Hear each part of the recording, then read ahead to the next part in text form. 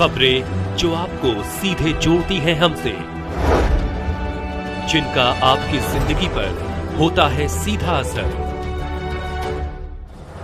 खबरों की वही तस्वीर,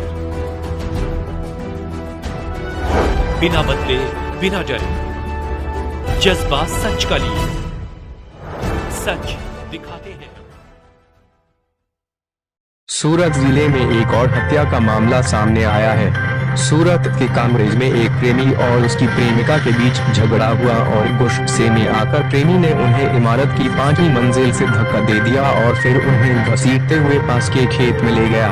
कुछ ही देर में प्रेमी की मौत हो गई और प्रेमी भाग गया।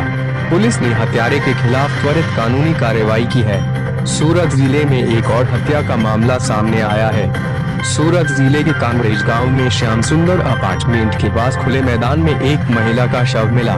स्थानीय लोगों ने पुलिस को सूचना दी और कामरेज पुलिस तुरंत मौके पर पहुंची। महिला के शव को कब्जे में लेकर जांच करने पर मृतका की पहचान रसीला बेन प्रवीण भाई चुडासमा के रूप में हुई। पुलिस ने तुरंत मृतक महिला के परिवार तक पहुंचने का प्रयास किया।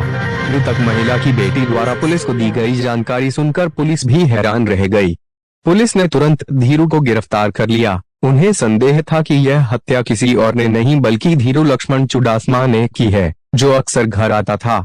कुछ ही घंटों में धीरू लक्ष्मण चुडासमा को गिरफ्तार कर लिया गया और पुलिस की सख्त पूछताछ के दौरान धीरू लक्ष्मण चुडासमा के मुंह से मकई के दानों की तरह शब्द निकलने लगे।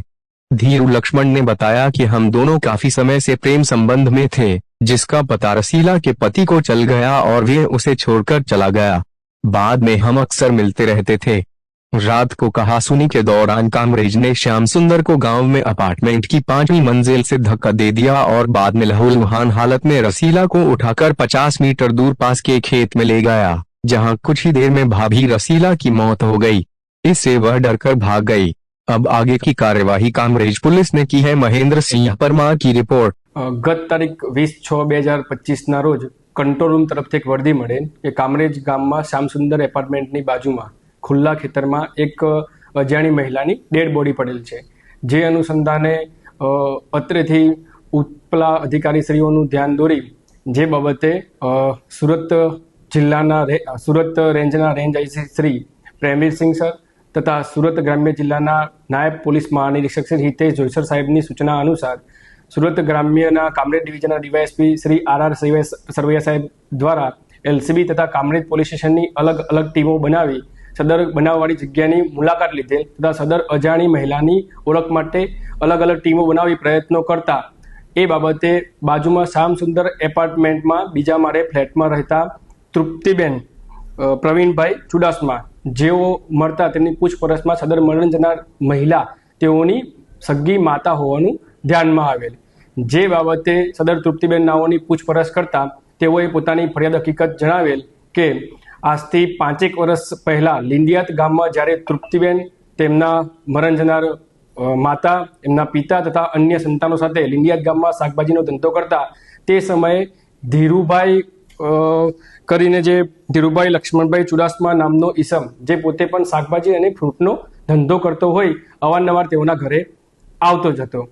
ત્યાર પછી તે તેના પપ્પા જોડે ઉછીના પૈસાની પણ લેવડ દેવડ કરતો અને તેની મમ્મી જોડે ક્યારેક ક્યારેક ફોન પર વાત કરતો, જે બાબતે સદર મરણ જનારના પતિને જાણ થતા તેઓ વચ્ચે તકરાર થતા સદર મરણ જનારના પતિ છેલ્લા 1.5 વર્ષથી સદર મહિલાને છોડી પોતાના વતન સાવરકુંડલા ખાતે ચાલી ગયેલ। ત્યારબાદ સદર પરિવાર અત્રે કામરેજ પોલીસ સ્ટેશનમાં શ્યામસુંદર એપાર્ટમેન્ટમાં છેલ્લા 1.5 વર્ષથી રહેતો આવેલ છે।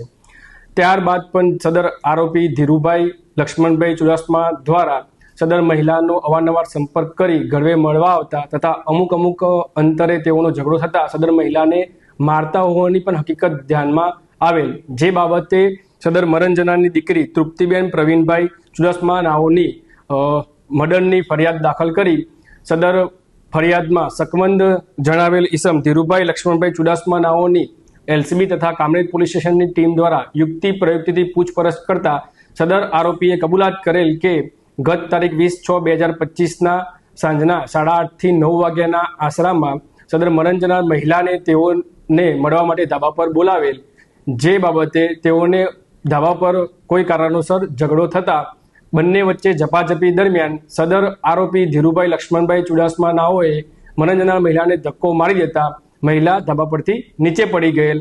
તે નીચે પડી જવાના કારણે તેઓને જે ઈજા થયેલ તેના કારણે સદર મહિલાનું મૃત્યુ નિપજેલ.